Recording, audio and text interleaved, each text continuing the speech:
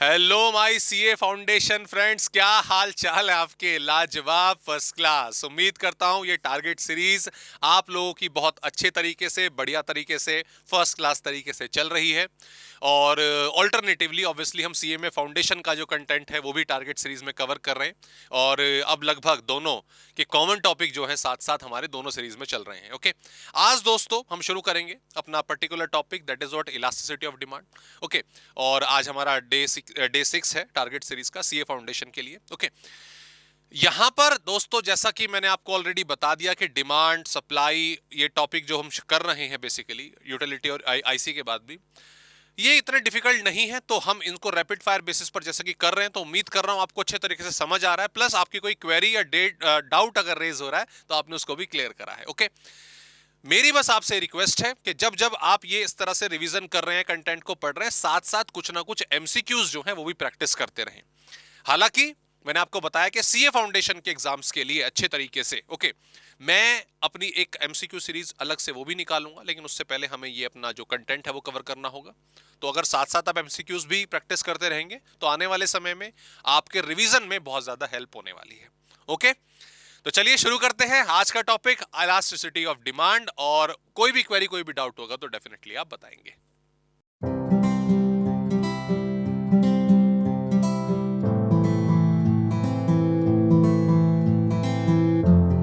तो दोस्तों जब हम डिमांड वर्ड की बात करते हैं, ठीक है, ये अभी हमने सेकंड नंबर पे डिमांड चैप्टर को लिया। ओके, फर्स्ट चैप्टर के फाइंड अप होने के बाद तो यहां से मैं आपको एक चीज बता दूं, जब भी हम डिमांड करेंगे उसकी इलास्टिसिटी करेंगे, सप्लाई करेंगे उसकी इलास्टिसिटी करेंगे, उसके बाद इनका मार्केट इक्विलिब्रियम करेंगे। तो यहां से ये जो टॉपिक हमारे स्टार्ट होंगे, डिमांड सप्लाई इक्विलिब्रियम, ये एज कंपेरेटिव बाकी चैप्टर्स के काफी इजी है।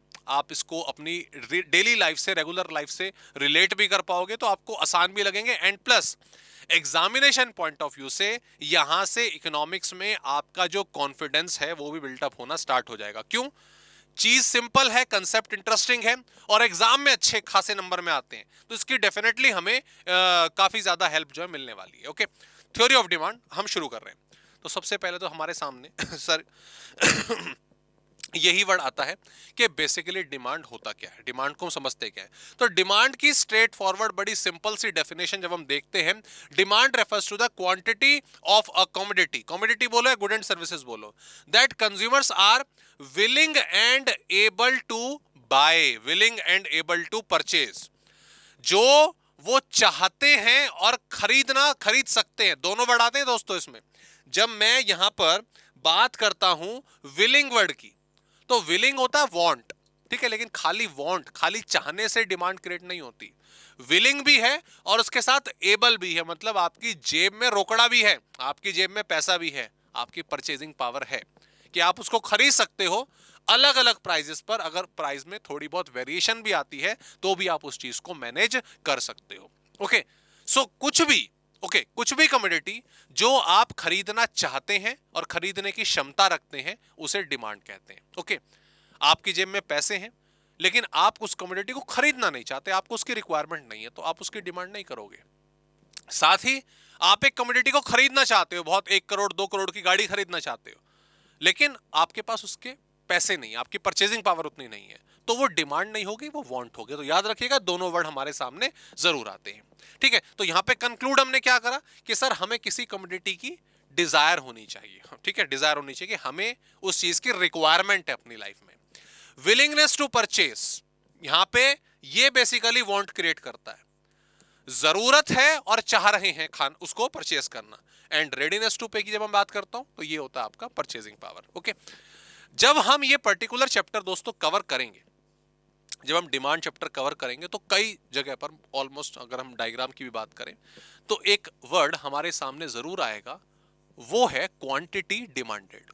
मैं इसके बारे में भी आपको बता देना चाहता हूं स्टार्टिंग में। ओके, क्वांटिटी डिमांडेड, ये क्या है सर? ये डिमांड है। इसकी डेफिनेशन हमने यहां पे देखी। क्वांटिटी डिमांडेड क्या होता है? डिमांड का ही छोटा रूप है, डिमांड का ही छोटा रूप है। क्वांटिटी डिमांडेड इज, अगर मैं बात करूं तो same refers to quantity of a commodity, of a commodity या of a good and services, जो भी आप बोल रहे हैं, of a commodity which a consumer,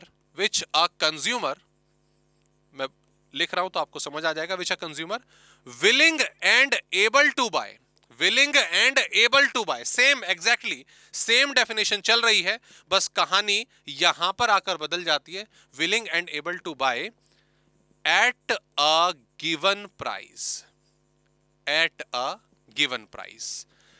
जब हम डिमांड की बात करते हैं तो वेरियस प्राइस आते हैं, एवरी पॉसिबल प्राइस आता है, लेकिन दोस्तों जब हम बात करते हैं क्वांटिटी डिमांडेड की तो याद रखिएगा उसमें सिर्फ आपका एक स्पेसिफिक गिवन प्राइस होता है। कहने का मतलब जब आप एक सिंगल प्राइस की स्टडी कर रहे हो, 10 रुपए है तो ये पेन कितने का बिकेगा, या 50 रुपए है तो कितने का बिकेगा, सिंगल प्राइस की स्टडी कर रहे हो, क्वांटिटी डिमांडेड। लेकिन जब आप पूरा बिहेवियर एक साथ स्टडी कर रहे हो कि प्राइस 10 से 15 हो तो क्या होगा, 15 से 12 हो तो क्या होगा, 12 से 25 हो तो क्या होगा, दैट इज अ डिमांड। तो लॉजिक ऑलमोस्ट सेम है, बस यहां पर प्राइस का डिफरेंस आ जाता है। ओके, अगला सबसे इंपॉर्टेंट रोल जो इस पर्टिकुलर चैप्टर में है वो है बेसिकली हमारे डायग्राम्स का, और यहां से थ्योरी ऑफ डिमांड से डायग्राम्स को बनाने का सिलसिला स्टार्ट हो जाता है, और डिमांड में, सप्लाई में, उसके बाद प्रोडक्शन में। ठीक है, ऑब्वियसली हमारा यहाँ पे ये भाई क्या इसमें एरर होने लगा, ठीक है, नहीं ठीक है, लाइट ने कुछ झपका दिया क्या, कोई बात नहीं। ओके, हाँ मैं क्या कह रहा था कि आपका डिमांड से सप्लाई में फिर प्रोडक्शन में डायग्राम्स को बनाने का जो सिलसिला है अच्छे लेवल पे वो स्टार्ट होने लग जाता है। ठीक है, तो याद रखिएगा अक्सर आप लोगों की ये जो क्वेरी है दोस्तों वो आती है कि हाँ जी चलिए वापस आ गया, आज इलेक्ट्रिसिटी का थोड़ा सा ऑफिस में दिक्कत हो रही है। हाँ मैं आपको समझा रहा था कि बेसिकली जो हमारा क्या नाम है डायग्राम का सिलसिला है वो इस चैप्टर से काफी शुरू हो जाता है, और ये हमारा मार्केट तक जाएगा, और डायग्राम बेसिस पर अच्छे खासे जो दोस्तों क्वेश्चन है आपके एग्जाम में आते हैं, तो आपको डायग्राम को बनाना, उनको स्टडी करना प्रॉपरली आना चाहिए। बहरहाल हम डिमांड की बात कर रहे थे, इसके डायग्राम कैसे बनेंगे, इनकी टेबल कैसे बनेगी, आओ उसको जरा समझते हैं। दोस्तों सिंपल है, क्योंकि हम डेली लाइफ से इस पर्टिकुलर चैप्टर को रिलेट कर पाएंगे तो इनको ड्राइव करना बहुत ज्यादा आसान है।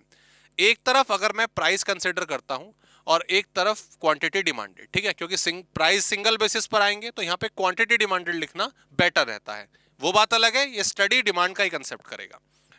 प्राइस अगर किसी कमोडिटी का 10 रुपए है तो उस टाइम पर क्वांटिटी डिमांडेड मान लीजिए 100 है। प्राइस अगर बढ़कर 15 रुपए हो जाता है या बढ़कर 20 रुपए हो जाता है तो उस सिचुएशन में जो क्वांटिटी डिमांडेड है, प्राइस आप खुद सोचो, हम डिमांड की बात कर रहे हैं, आप खरीदने जा रहे हो, अगर चीज महंगी होगी, अगर चीज महंगी होगी तो डेफिनेटली जो उसकी क्वांटिटी है, जो आप उसकी डिमांड है, वो पहले के मुकाबले कम करोगे और इसकी वैल्यू कम होती चली जाएंगी। ठीक उसी तरह 10 से मान लीजिए फॉर एग्जांपल ये प्राइस 8 हो जाता तो उस सिचुएशन में जो क्वांटिटी है वो आप पहले से ज्यादा खरीदते। ठीक है, सिंपल सी बात, चीज सस्ती हो गई हमने डिमांड ज्यादा करी, चीज अगर महंगी हो गई तो हमने डिमांड कम करी। अब यहां पर एक चीज बिल्कुल क्लियर हो जाती है कि प्राइस के बढ़ने पर आपने क्वांटिटी को कम कर दिया और प्राइस को कम होने पर जो क्वांटिटी है उसको बढ़ा दिया। ये बेसिकली आपका पॉजिटिव रिलेशन नहीं, माफ कीजिएगा, नेगेटिव रिलेशन है, अपोजिट रिलेशन है। इसको जब हम ग्राफ पर बनाएंगे तो बड़ा ही इंटरेस्टिंग है, बड़ा ही अच्छा है। दैट इज x 0 y, इधर आ जाएगा आपका प्राइस और इधर आ जाएगा आपका क्वांटिटी डिमांडेड। ठीक है, क्लियर। नेगेटिव रिलेशन, दो तरह के रिलेशन हमें अभी अपने डायग्राम्स में पढ़ने होंगे तरबदर जब भी हम टॉपिक को डिस्कस करेंगे। दोस्तों नेगेटिव रिलेशन में जो कर्व है वो इस तरीके से बनता है, स्लोप डाउनवर्ड्स। कैसे बनता है सर? स्लोप डाउनवर्ड्स बनता है। ये क्या इंडिकेट करता है? क्या इंडिकेट करता है कि मान लीजिए प्राइस आपका, मान लीजिए प्राइस यहां पर हमारा P है, ओके, कितना है? P है, ये यहां पे टकराया, क्वांटिटी Q आ गई। अब फॉर एग्जांपल मान लीजिए प्राइस P से P1 हो जाता है, प्राइस आपने क्या कर दिया? बढ़ा दिया, तो क्या नतीजा पाया आपने कि सर क्वांटिटी जो है वो Q से Q1 पर कम हो जा रही है। प्राइस बढ़ेगा तो क्वांटिटी कम हो जाएगी। सिमिलरली प्राइस को अगर कम करोगे तो क्वांटिटी बढ़ जाएगी। तो कंक्लूजन यहां पर यह है कि जो सिंपल सा एग्जांपल हमने डायग्राम का और उसकी टेबल का देखा है डिमांड के रेफरेंस में, प्राइस और क्वांटिटी एक दूसरे से नेगेटिवली रिलेटेड होते हैं। ठीक है, आगे बढ़ते हैं दोस्तों। अगली इंपॉर्टेंट हेडिंग जो हमारे सामने आ रही है वो है डिमांड फंक्शन। ये डिमांड फंक्शन क्या है? आपसे डिमांड फंक्शन बोले, आपसे बोले फैक्टर्स अफेक्टिंग डिमांड, क्या फैक्टर्स अफेक्टिंग डिमांड, या बोले एलिमेंट्स ऑफ डिमांड, या आपसे बोले डेटर्मिनेंट्स ऑफ डिमांड, सब एक ही बात है। ओके, सारी की सारी एक ही बात है। फैक्टर्स बोले, एलिमेंट बोले, डेटर्मिनेंट्स बोले, डिमांड फंक्शन बोले, सब एक ही चीज है। ये है क्या? जैसे अभी आपने पिछली वाली स्लाइड में देखा कि सर हम जब भी प्राइस में कुछ चेंज कर रहे हैं, जब हम कुछ प्राइस में चेंज कर रहे हैं, ओके, तो उसका नतीजा क्वांटिटी पर पड़ रहा है। और नेगेटिव रिलेशन जैसा आपने बताया, प्राइस बढ़ा क्वांटिटी कम, प्राइस कम क्वांटिटी ज्यादा, डिमांड में नेगेटिव रिलेशन। तो कहने का मतलब अगर प्राइस चेंज होगा तो डिमांड पे असर पड़ेगा। बिल्कुल क्लियर। सर क्या सिर्फ प्राइस ही ऐसी चीज है, क्या प्राइस ही ऐसी चीज है जिसमें अगर चेंज हो तो डिमांड पे असर पड़ेगा? क्या और भी ऐसी चीजें हैं, कोई और भी ऐसे फैक्टर्स हैं जिनमें अगर चेंज हो तो आपको डिमांड बदलती हुई नजर आएगी? तो जवाब है हाँ। वो कौन कौन से हैं? वही सारे हमें बेसिकली डिमांड की हेडिंग के अंदर पढ़ने हैं कि प्राइस के अलावा ऐसी कौन कौन सी बलाएं हैं, कौन कौन सी चीजें हैं जिनमें अगर चेंज हो तो डिमांड पे असर पड़ता है। तो वो कौन कौन सी हैं? एक है आपका प्राइस ऑफ गिवन गुड, जो हम ऑलरेडी डिस्कस कर चुके हैं, इसको खाली पी से इंडिकेट किया जा सकता है। P R, price of related good. सिर्फ कमोडिटी का प्राइस नहीं, रिलेटेड गुड का प्राइस भी डिमांड को अफेक्ट करता है। सबसे इंपॉर्टेंट, जो सबसे ज्यादा आप रिलेट कर पाओगे, that is income of the consumer. आपकी खुद की इनकम क्या है, उससे भी डिमांड पर असर पड़ता है। इसके अलावा कंज्यूमर के taste and preference and expected price. कैसे? आइए ध्यान देंगे। देखो ये तो आपने ऑलरेडी पढ़ लिया, प्राइस ऑफ गिवन गुड आपने पढ़ लिया। सर प्राइस में और उसकी क्वांटिटी डिमांडेड में नेगेटिव रिलेशन होता है, ये कमोडिटी का खुद का प्राइस। लेकिन मान लीजिए जैसे आपने बता दिया सर कि ये पेन है, इसका प्राइस बढ़ा तो इसकी डिमांड कम हो जाएगी, प्राइस इसका कम होगा तो इसकी डिमांड बढ़ जाएगी, ये आपने बता दिया। लेकिन इसका प्राइस सेम है, प्राइस इसका चेंज नहीं हुआ। लेकिन इसका जो सहपाठी है, सहपाठी बोले तो दूसरा पेन है, अगर उसका प्राइस बढ़े कम हो तो क्या इस पे असर पड़ेगा? तो क्या इसकी डिमांड पे असर पड़ेगा? बिल्कुल पड़ेगा, बिल्कुल पड़ेगा। यही है प्राइस ऑफ रिलेटेड गुड। और प्राइस ऑफ रिलेटेड गुड दोस्तों दो पार्ट्स में डिवाइड होते हैं। एक होते हैं सब्स्टिट्यूट गुड्स, सब्स्टिट्यूट गुड्स, और एक होते हैं हमारे कॉम्प्लीमेंट्री गुड्स। राइट, एक होते हैं हमारे complementary goods. Done. Substitute goods की जब मैं आपसे बात कर रहा हूं, सब्स्टिट्यूट गुड्स, सब्स्टिट्यूट गुड्स वो गुड्स हैं जो एक दूसरे के प्लेस पर हम यूज कर सकते हैं।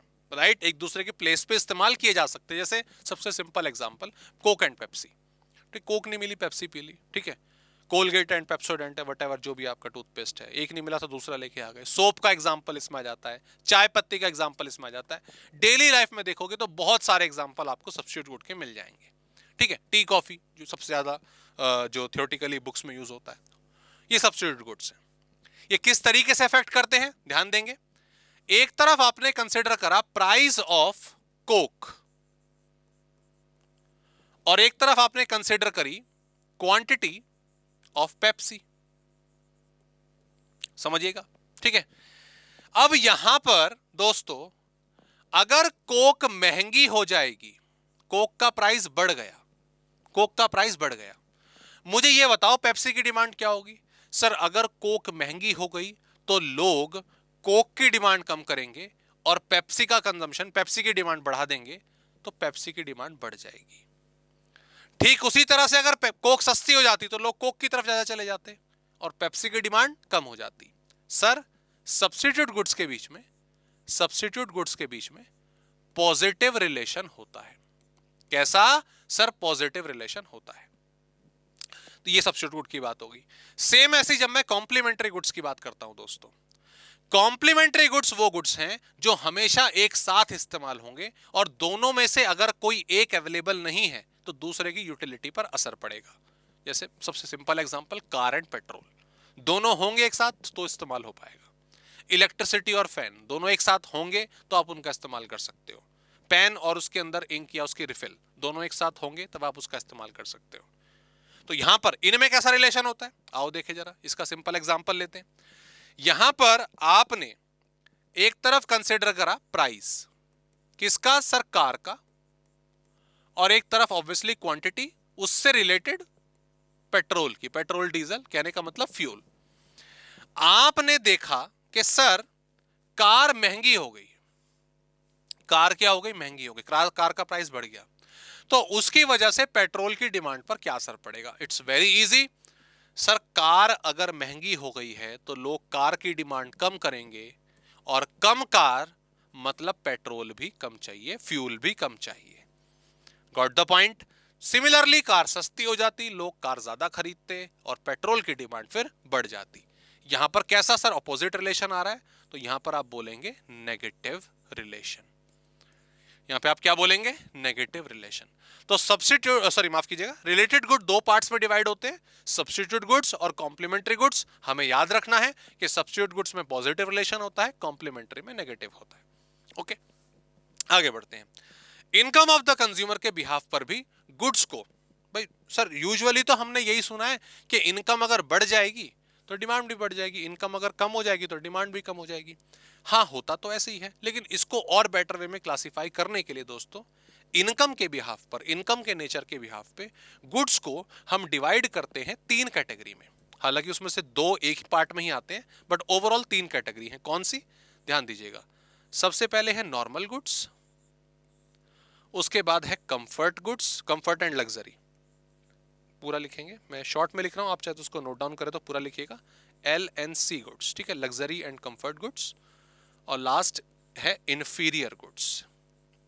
Inferior obviously poor quality goods हो गए, ठीक है। नॉर्मल गुड्स और लग्जरी कंफर्ट गुड्स को अगर कंबाइंड करें तो इनकी भी एक कैटेगरी बन जाती है, वो होता सुपीरियर गुड्स, इंफीरियर का उल्टा, ठीक है। और डेप्थ में हम पढ़ रहे हैं तो तीन पार्ट में डिवाइड करा। नॉर्मल गुड्स कौन से? जो डेली लाइफ में हमें सर्वाइवल के लिए चाहिए ही चाहिए, फूड, शेल्टर, क्लोथिंग वगैरह, ये सब बेसिक नीड्स, ये नॉर्मल गुड्स होते हैं। इनकी इनका इनकम के साथ दोस्तों, इनका इनकम के साथ आपका पॉजिटिव रिलेशन ही होता है, पॉजिटिव रिलेशन ही होता है। मतलब जैसे जैसे इनकम बढ़ती है वैसे वैसे इनकी डिमांड भी बढ़ती है नॉर्मल गुड्स की। And same luxury and comfort goods में भी होता है। जैसे जैसे इनकम बढ़ेगी हमें लाइफ में ज्यादा कंफर्ट चाहिए, हमें लाइफ में ज्यादा लग्जरी चाहिए, और इन गुड्स की डिमांड भी हम बढ़ाते हैं। पॉजिटिव रिलेशन होता है दोनों में। लेकिन फिर भी दोनों के नेचर में एक फर्क है, वो ये, जब इनकम बढ़ती है नॉर्मल गुड्स की डिमांड बढ़ेगी, लग्जरी कंफर्ट की भी बढ़ेगी, लेकिन जिस स्पीड से, जिस लेवल से लग्जरी कंफर्ट गुड्स की डिमांड बढ़ती है वैसे नॉर्मल की नहीं बढ़ती, और एक लेवल के बाद आके नॉर्मल गुड्स की डिमांड स्टेगनेंट हो जाती है, रुक जाती है। जैसे कोई गरीब है, खाना 2 टाइम खा रहा है, अब इनकम बढ़ेगी तो 3 टाइम खाना खा लेगा, ठीक है ना। अब ये थोड़ी कि इनकम बढ़ती रहेगी तो खाना बढ़ता जाएगा बढ़ता जाएगा, तो एक लेवल के बाद आके रुक जाएगा। लेकिन जैसे लग्जरी कंफर्ट गुड्स में हम कार की बात करते हैं, तो इनकम बढ़ती जाएगी तो कार की डिमांड, भाई 1 कार 2 कार, ना जाने कितनी कार आ जाएंगी। तो दोनों का पॉजिटिव रिलेशन है, थोड़ा सा नेचर में डिफरेंस रहता है। इंफीरियर गुड्स की दोस्तों जब हम बात कर रहे हैं, इंफीरियर गुड्स का नेगेटिव रिलेशन होता है, याद रखेंगे हम। इंफीरियर गुड्स का नेगेटिव रिलेशन होता है। इंफीरियर गुड्स वो गुड्स हैं जो बेसिकली पुअर क्वालिटी के होते हैं। इसमें फूड, क्लोथिंग भी आते हैं, लेकिन पुअर क्वालिटी से, आप घर में राइस खा रहे हो, अच्छी क्वालिटी का राइस खा रहे हो, ठीक है, बासमती राइस, बढ़िया, लेकिन कोई जो टूटा वाला चावल है जो सस्ता मिलता है बेसिकली, उसको बाय कर रहा है, ठीक है, वो इंफीरियर क्वालिटी में आ गया। एक अच्छी गुड क्वालिटी का क्लोथ आप पहन रहे हो, ओके, लेकिन एक जो पुअर सस्ता वाला कपड़ा आ रहा है उसको आप बाय कर रहे हो, तो इंफीरियर क्वालिटी के अंदर आ गया।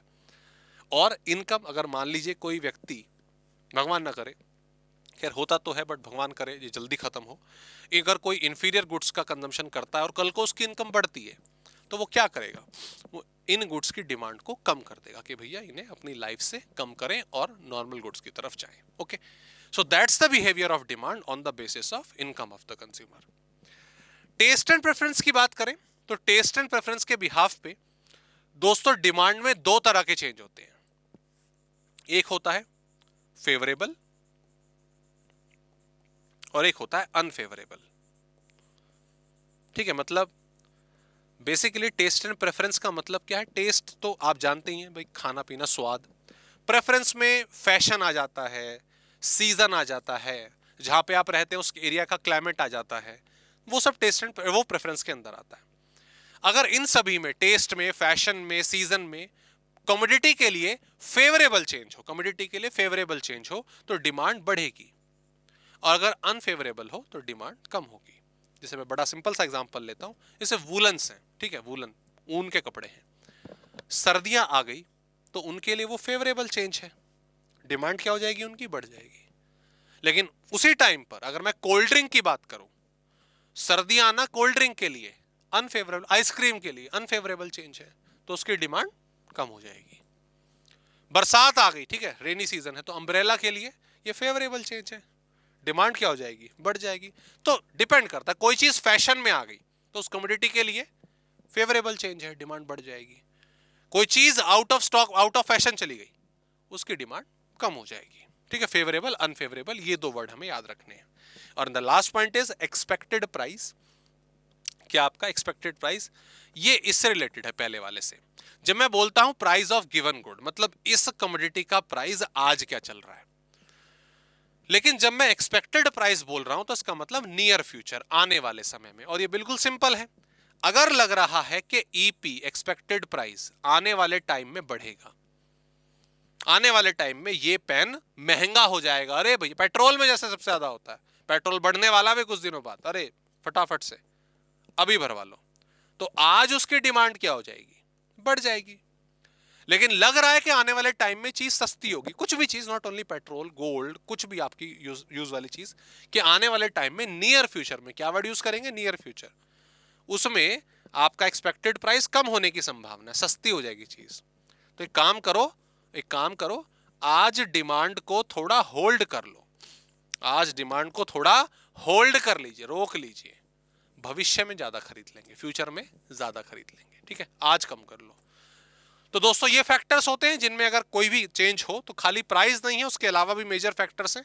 और दोस्तों मैं आपको बताऊं तो इसमें जो प्राइस ऑफ रिलेटेड गुड है और इनकम ऑफ द कंज्यूमर है, इसका अच्छे तरीके से कंसेप्ट आपको मालूम होना चाहिए, एग्जाम में इसमें अच्छे खासे क्वेश्चंस बनते हैं। अगली हेडिंग दोस्तों हमारे सामने आती है लॉ ऑफ डिमांड। ये लॉ ऑफ डिमांड क्या है, ध्यान दीजिए। Price of the commodity and its quantity demanded are inversely related. Sir ये कोई नई बात तो नहीं है, हम जब अब पहली स्लाइड से लॉजिक समझ रहे हैं और तभी से हम इसको समझते आए हैं कि प्राइस में और उसकी क्वांटिटी में नेगेटिव रिलेशन होता है, ये तो हमें बिल्कुल मालूम है, इसमें कौन सी नई बात क्या है। आपने यही तो बताया कि सर प्राइस अगर बढ़ जाएगा तो क्वांटिटी कम हो जाएगी, क्वांटिटी डिमांडेड, और प्राइस अगर कम होगा तो क्वांटिटी बढ़ जाएगी, ये तो हम पहली क्लास से जानते हैं। इसमें नई चीज क्या है, इसमें लॉ वाली बात क्या है।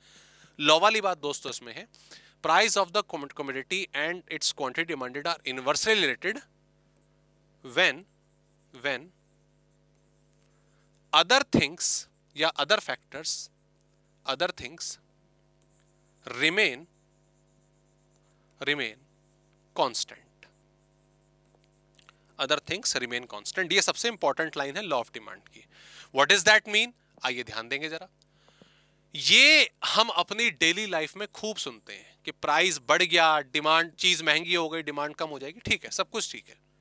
लेकिन ये चीज सिर्फ तभी रियल लाइफ में, एक्चुअल लाइफ में ये चीज तभी देखने को मिलती है जब अदर थिंग्स क्या रहती हैं, constant. Sir what are these other things, ध्यान दो, आप पढ़ चुके ऑलरेडी। अभी हमने P, P R, Y, T और ई, इन 5 फैक्टर्स को समझा। Price, price of related good, income of the consumer, taste and preference, expectation. अपनी इस डेफिनेशन में, अपने इस एग्जांपल में हम बोल रहे हैं कि प्राइस जो है वो चेंज होगा।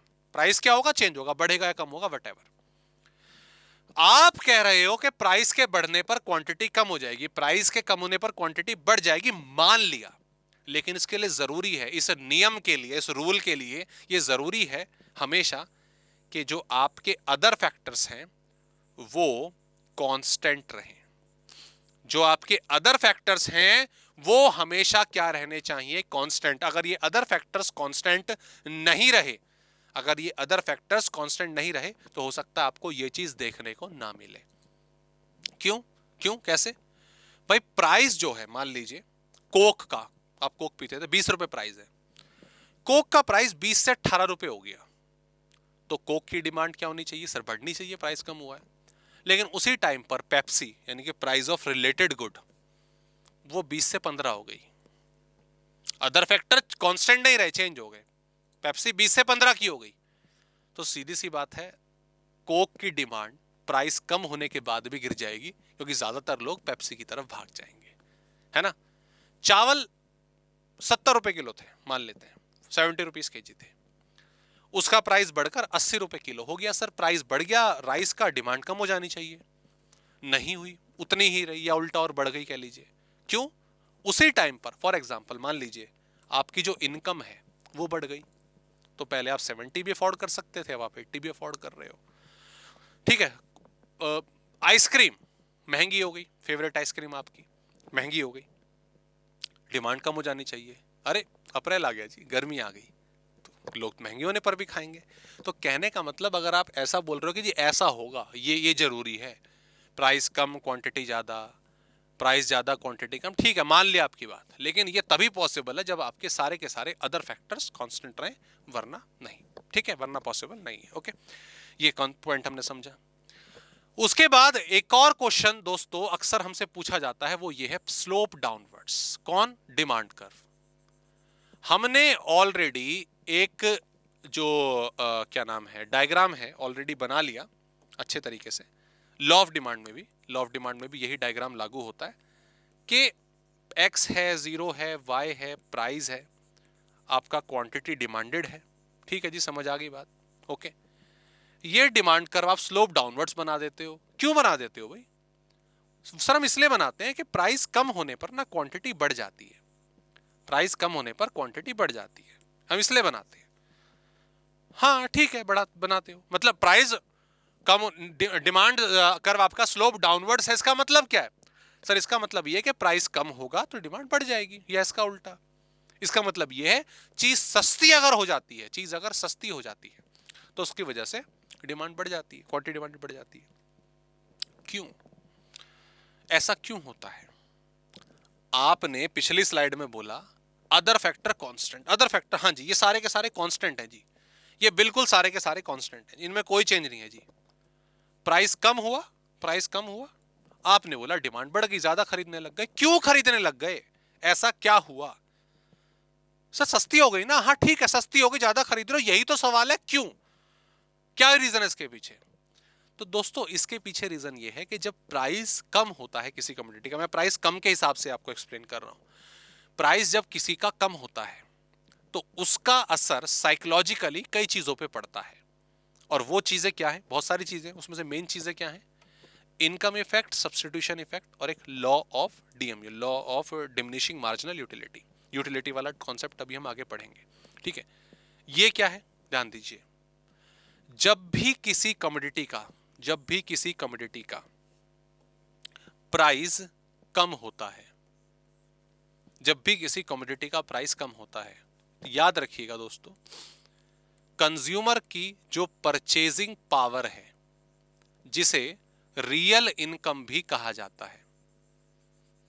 रियल इनकम से मतलब ये नहीं कि जो एक्चुअल में मिले, रियल इनकम बेसिकली एक इकोनॉमिक टर्म है, परचेजिंग पावर ही कहिए आप, वो बेटर रहेगा, वो बढ़ जाती है। यार चीज सस्ती होगी तो आपकी परचेजिंग पावर बढ़ जाएगी ना। कोई चीज 100 रुपए की थी, मान लीजिए आप नहीं खरीद रहे थे, वो 80 रुपए 70 रुपए की होगी, तो आपकी परचेजिंग पावर उस कमोडिटी के लिए क्या होगी? बढ़ जाएगी। तो सीधा सा हिसाब कि सर प्राइस अगर कम होता है तो परचेजिंग पावर बढ़ती है और इसीलिए कंज्यूमर ज्यादा खरीदता है।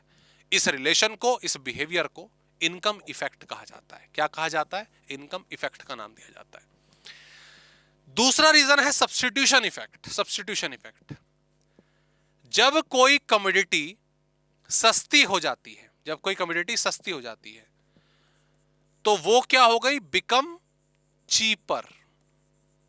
बिकम चीपर, वो क्या हो जाती है? वो सस्ती हो जाती है। अपनी सब्स्टिट्यूट कमोडिटी के मुकाबले वो सस्ती हो जाती है। तो वही सफेदी वही झाग अगर कम दामों में मिले तो कोई महंगी वाली क्यों ले, सस्ती वाली ना ले? आप कौन हो? आप एक रैशनल कंज्यूमर, आप सोच समझ के पैसा खर्च कर रहे हो। अरे भैया मुझे जो सेटिस्फेक्शन चाहिए, मेरी जो यूटिलिटी है, वो ये 40 रुपए वाली कमोडिटी भी कर रही है और वही 60 रुपए वाली भी कर रही है, तो 40 वाली पे जाऊंगा ना। तो प्राइस कम होने पर कमोडिटी सब्स्टिट्यूट गुड के मुकाबले सस्ती हो जाती है। अगर आप देखो, मैंने ना इनकम में चेंज करा, मैंने इनकम में भी चेंज नहीं करा, इनकम उतनी है। मैंने सब्स्टिट्यूट गुड के प्राइस में भी चेंज नहीं कर रहा, अदर फैक्टर कांस्टेंट है भाऊ, ठीक है, लेकिन यहां पर फिर भी सिर्फ प्राइस चेंज होने की वजह से इनकम पे और सब्स्टिट्यूट गुड पे साइकोलॉजिकली असर पड़ रहा है। बराबर? हाँ जी sir. Law of demand, law of DMU पर आते हैं, that is law of diminishing marginal utility. आगे चल के यूटिलिटी वाला चैप्टर हम पढ़ेंगे। तो उसमें ये कंसेप्ट आपको और ज़्यादा बेटर समझ में आएगा, लेकिन मैं इसको आपको हिंट देता हूँ। इसमें दरअसल बेसिकली ये लॉ होता है कंज्यूमर इक्विलिब्रियम के लिए कि जब मार्जिनल यूटिलिटी प्राइस के बराबर होगी, जब मार्जिनल यूटिलिटी प्राइस के बराबर होगी तब कंज्यूमर इक्विलिब्रियम में होता है। लेकिन लेकिन अगर किसी कमोडिटी का प्राइस कम हो जाए, अगर किसी कमोडिटी का प्राइस कम हो जाए तो कंज्यूमर को इक्विलिब्रियम में जाने के लिए, कंज्यूमर को इक्विलिब्रियम में जाने के लिए और कमोडिटी कंज्यूम करनी पड़ती है ऑटोमेटिकली। चीज अगर सस्ती हो गई, होता है ना कि यार नाइकी के शूज 2000 रुपए के, चलो एक पेयर खरीद लिया। अगर वही चीज 1500 में मिले, 1200 में मिले, अरे यार 2 पेयर खरीद लेता हूं, 1000 रुपए हो गई, खरीद लेता हूं, डेफिनेट अब तो पक्का खरीद लूंगा 2 पेयर। ये क्या होता है कि प्राइस अगर सस्ता हो गया तो अपने सेटिस्फेक्शन लेवल तक पहुंचने के लिए, कंज्यूमर इक्विलिब्रियम को अटेन करने के लिए आपको ज्यादा यूनिट बाय करनी पड़ती है। Okay, so that's the reason for demand curve आपका स्लोप डाउनवर्ड स्क्यू होता है। ओके जी, चलो जी आगे बढ़ते हैं दोस्तों। नेक्स्ट एक्सेप्शंस की बात करते हैं। Exceptions of law of demand. Exceptions of law of demand, what is that?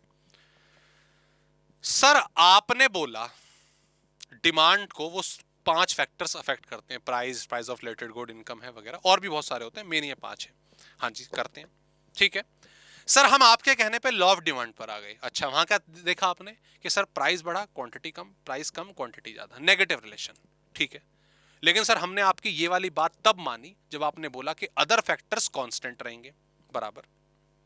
Sir other factors constant है, ठीक है, अदर फैक्टर्स कांस्टेंट है। प्राइस बढ़ने पर क्वांटिटी कम और प्राइस कम होने पर क्वांटिटी ज्यादा होनी चाहिए, होनी चाहिए, बिल्कुल बराबर, लेकिन नहीं हो रही। अदर फैक्टर्स कांस्टेंट हैं, लॉ ऑफ डिमांड के हिसाब से अदर फैक्टर कांस्टेंट हैं, लेकिन उसके बाद भी ऐसा देखने को नहीं मिल रहा। जी हां, ऐसे दोस्तों कुछ केसेस होते हैं, उन्हीं को एक्सेप्शंस कहा जाएगा।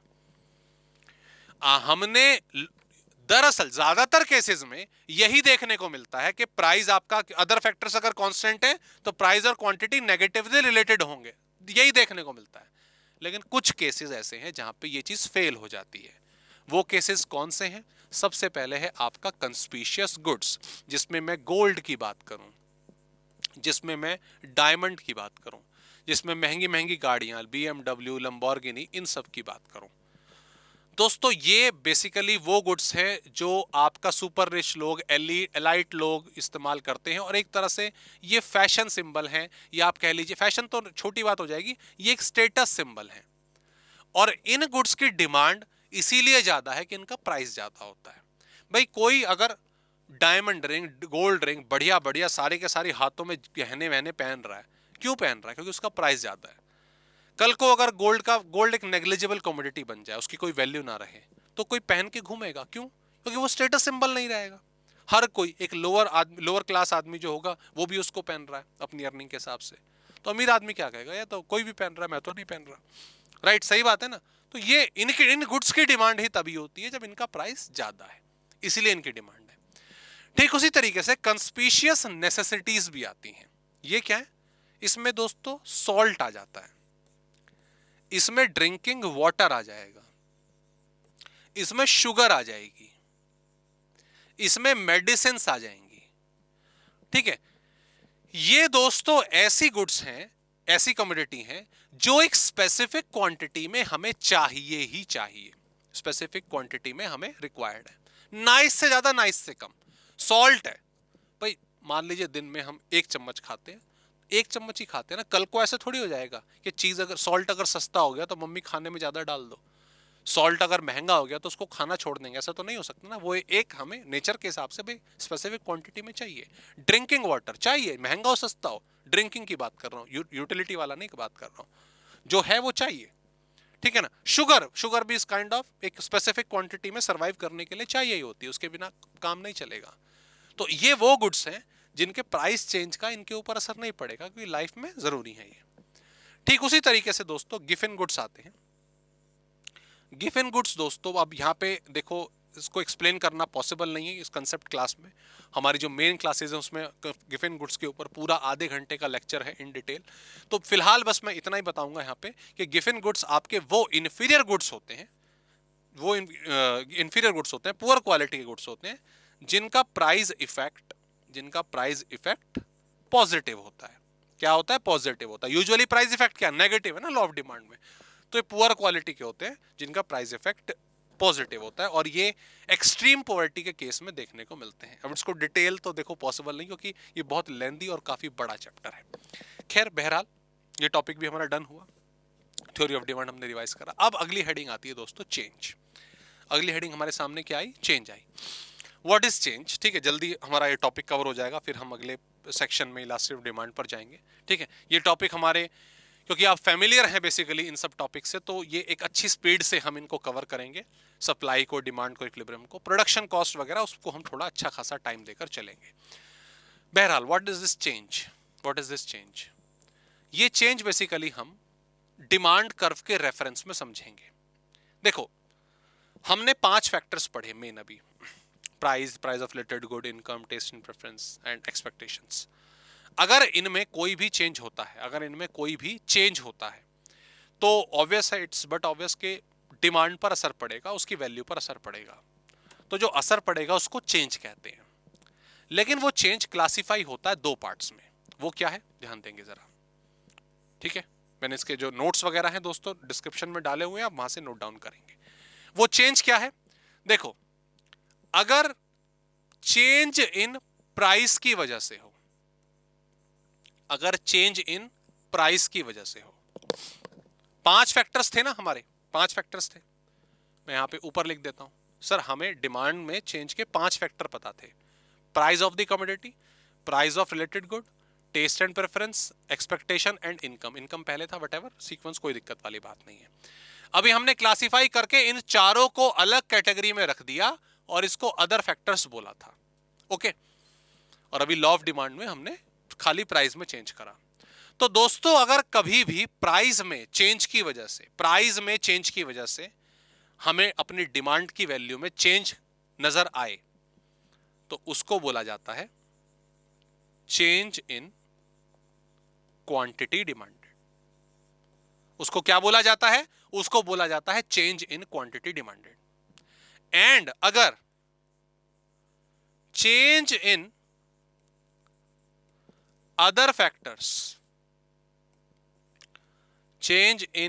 फैक्टर्स, भाई हमने लॉ ऑफ डिमांड में पढ़ तो लिया कि अदर फैक्टर्स कांस्टेंट रहने चाहिए, बट हमेशा थोड़ी ना कांस्टेंट रहेंगे, कभी ना कभी तो चेंज होगा।